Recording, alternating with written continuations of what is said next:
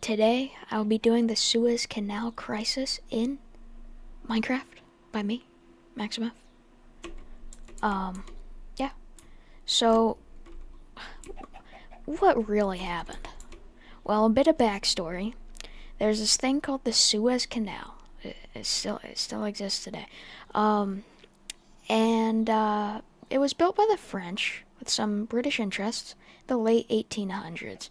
The problem is, it wasn't on their land. Oh, no. It was in Egypt. But the canal was owned by the Suez Canal Company. And this had a lot of ownership by the French government. It was a French company. And the Brits were also pretty big owners. They're big fans. So step to the 1956. The Cold War is raging. Capitalism versus communism. And we come to me, who I am right now, former Egyptian President Gamal Abdel. And he wouldn't pick a side between capitalists or communists. And American president at the time, Dwight D. Eisenhower, the famous general from World War II, was like, that's not cool. You gotta choose a side, buddy. And America was giving Egypt funding. And since Egypt wouldn't pick a side, USSR or America, and he was just a fence sitter, Dwight D. Eisenhower cut the cash they were sending in. And Abdel he wasn't happy. He needed that cash. What for? I'm not too sure. So he thought, how about I annex the canal? Former British Prime Minister Sir Anthony Eden stated, and I quote, "The government are not prepared to embark on a policy of abject appeasement!" Exclamation mark. This is basically, to have the analogy that we used in class, not to give the bully the pudding, basically. So, they gave Hitler the pudding. He was the bully. Kept giving him more pudding, and he kept wanting more pudding, until it was pretty much too late and they had to start a war. Well, Eden wanted to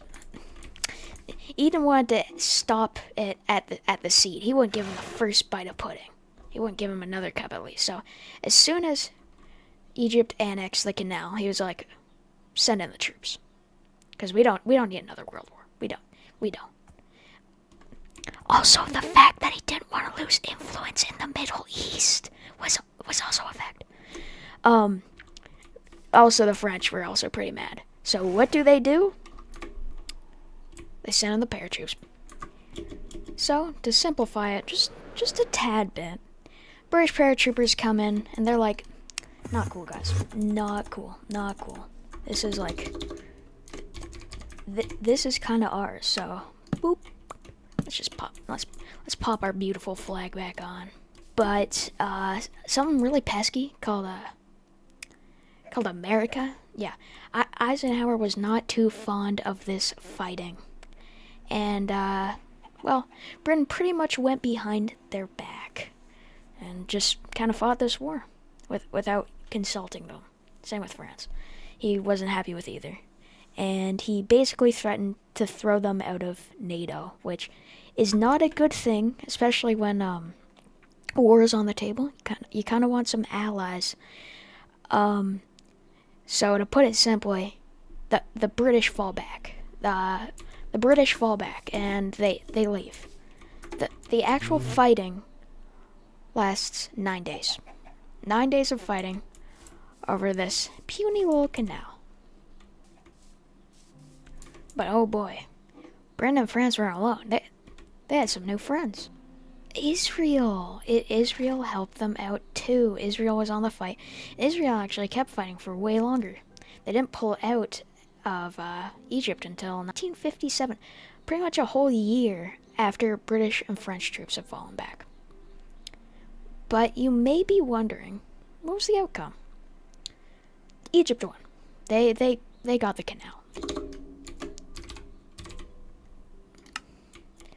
And fun fact, this was actually one of the first ever UN peacekeeping missions. You may be thinking, well, what did Canada do? Well, hopefully you were. Well, Canada was, should I say were, UN peacekeepers at the time. Yeah, we didn't actually do any fighting, and considering in the 50s, we were pretty heavily Commonwealth, I mean, compared to today. Which it makes it really surprising that we didn't actually fight this war. We were our own people. We decided to be UN peacekeepers. We didn't fight for Daddy Britain, basically. We chose our own path. And, yeah. So why did this all happen? I mean, I feel like I kind of covered this, but, it was mainly for money.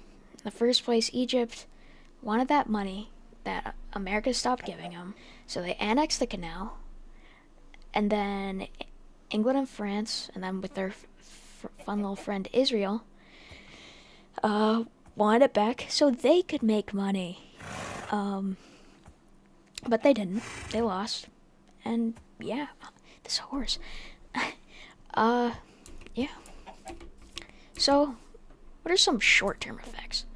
Well, some short-term effects about this war were, it was just 50 Canadian peacekeepers actually died, during this crisis, which is pretty, it's a pretty big number if you think about it. We're technically non-combatants. If you think about it, we weren't actually fighting the war, we were peacekeepers. And 50 of us died. Not to mention, over 1,000 civilians died. Egyptians, the numbers aren't quite clear, but 100 to 3,000 kills. No, that is a big leap, but that's what I found while researching. British had 16 killed, 96 wounded. French had 33 wounded and 10 killed. Israelis had 231 killed and 900 wounded.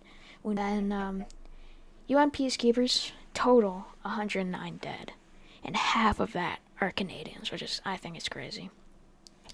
Couldn't find any numbers on injured, however. Some long-term effects?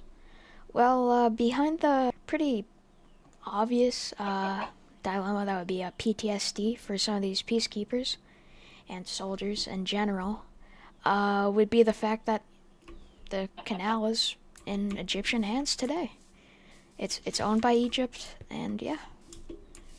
And then, how is this significant? Well, it's pretty significant since, I mean, it was one of our first ever peacekeeping missions, and for Canada, we were not fighting for the crown, which is really weird considering. I'll say it again. Commonwealth. We were pretty heavy into the Commonwealth, but we didn't fight this war. We kind of showed even more independence. Yeah, throughout the 20th century, Canada really became more and more independent to what we are today, which is, I mean, we're really just ceremoniously British. We really are very different if you think about it. And yeah, that is Suez Canal Crisis in Minecraft. So, goodbye.